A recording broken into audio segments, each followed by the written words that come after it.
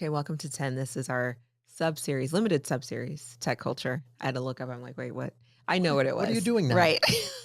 It's tech culture with Better Culture. I'm Shauna Dorsey with the Nebraska Tech Collaborative, and I'm here with my co-host. I am Kevin Hensel. I'm a senior consultant with BetterCulture.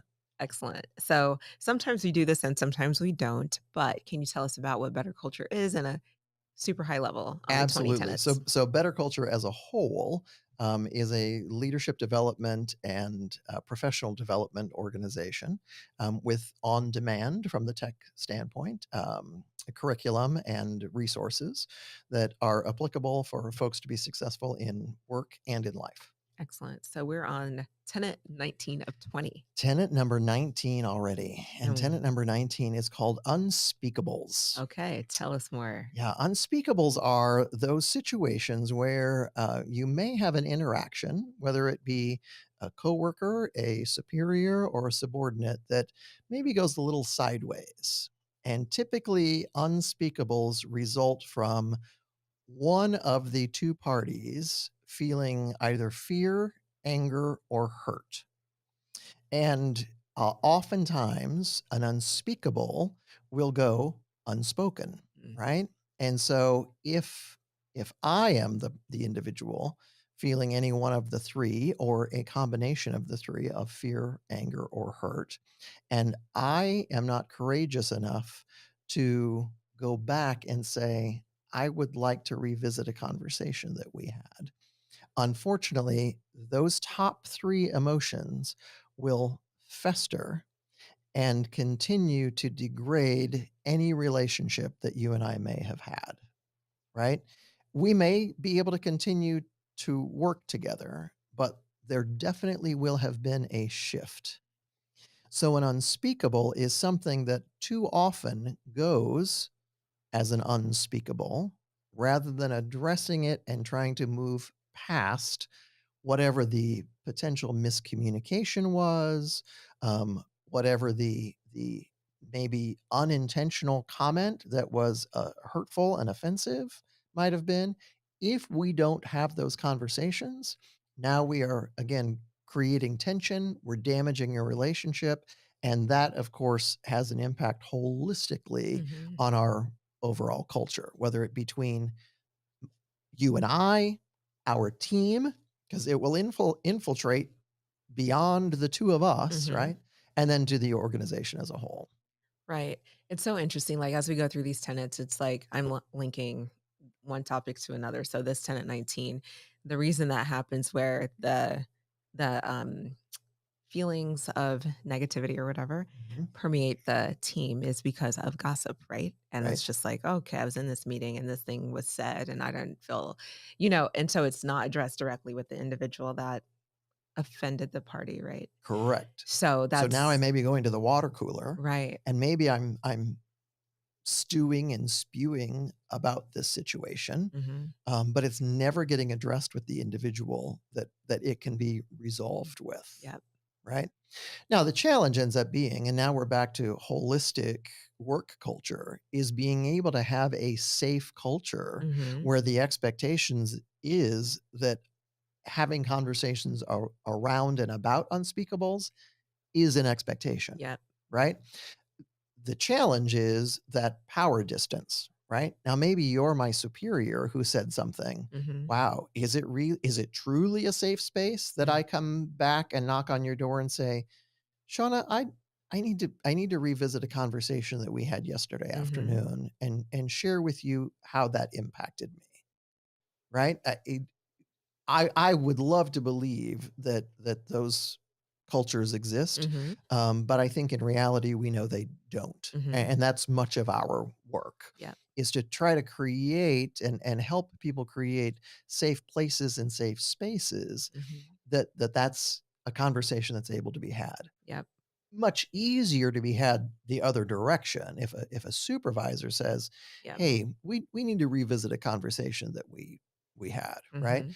But really the true test of a positive culture is people who are without power, Sure. title power, maintaining the culture and really being supportive of the attitudes and behaviors of what we've established to be appropriate culture. And one of those is unspeakables, Okay. right? So if let's say play a little scenario here. So if you're an individual who is in a position where a person who is of a higher position, no matter the title, has said something that's one of these unspeakables, how do you suggest they approach that? Well, and that's Shauna, that's such a great question because it is critical to set the stage for the conversation Mhm. appropriately, right? And to go in with assumption of positive intent, another tenant, Yep. right? That individual didn't intend to make me fearful, angry, or hurt, Mhm. right? That's a byproduct of what occurred, but I want resolution. And so now I have positive intent in wanting to have the conversation. I'm giving them the grace of positive intent that they probably didn't mean to impact me in this manner. Mhm. And there is the setting of the stage of us to have a productive conversation. But if I come in accusatory or Yeah. on the defensive or in attack mode, well, now again, we're putting up communication walls that do not allow us to move past whatever the unspeakable event was. Mhm. That's really good. And that assuming positive intent is so key because it's really easy, especially if you end up in a situation where the conversation happened and an unspeakable occurred. And then you go have the water cooler conversation and maybe several other conversations before you have the conversation that needs to be had with the offending party, you know. Mhm, mhm. That just makes it way more challenging to get to that point where the anger, hurt, and what was the third one? Frustration? Anger, hurt, and fear. Fear, okay, Yeah, aren't, like, at the forefront, you know, instead of leading with, "Let me just check in and see what happened there." yeah. Because usually I'm just thinking about situations where I've been on the receiving end of things like this, and maybe even on the delivery side because nobody is perfect. I'm sure that has happened before, and I know, for a matter of fact as a matter of fact, that it has.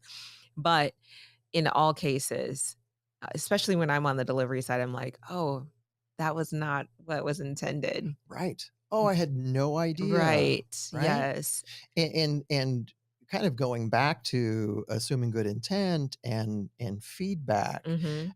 I'm a firm believer that if we don't provide people with the feedback they need in order to be successful, Yep, that's one of the most disrespectful things we can do. yep, So, if we're trying to create a positive work culture, respect and caring for one another are at the very top. yep, So, while it can certainly be challenging and a little fearful to address an unspeakable, it's really one of the most respectful things you can do for yourself yep. and for the person you've had the unspeakable with. It's so true. And I was thinking about so I know this is about tech culture and really, it's just company culture, but we're just tech works for because it's the NTC. But when you are able to navigate those conversations successfully, I think, and my experience has shown that it leads to just a more productive working relationship because then as, conflict will show up, that's just the nature of humans working together and work in general. You're able to navigate it a lot more effectively because you're not like, "Okay, Kevin's in a bad mood today. He said something to me. I'm super offended. Now I'm just gonna shut down."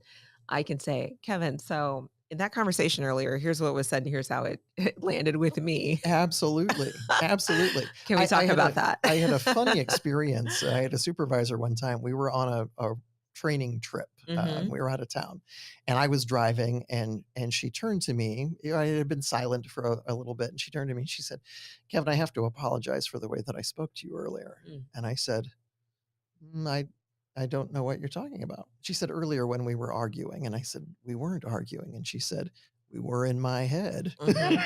Right? It's similar to that, right? Yeah. Now she was yanking my chain a little bit, but that kind of almost comical approach, if there was something of substance there, Yeah. she could have opened with that comical approach and then said, "Really? So earlier when we were having the conversation around such and such, I need to make you aware that your comment or right, this specific word choice impacted me in this way." Mhm. Um, Yeah, that's huge. yeah. It's just, like, all about communication and trust and just that importance of building a solid foundation of a relationship, friendly with your colleagues, Right. trusting, all those things. And if we have high trust in Mhm. our work environment, that leads to productive conflict. Being Yeah, able to have open and transparent conversations, right, knowing that it's about the work and not about our relationships.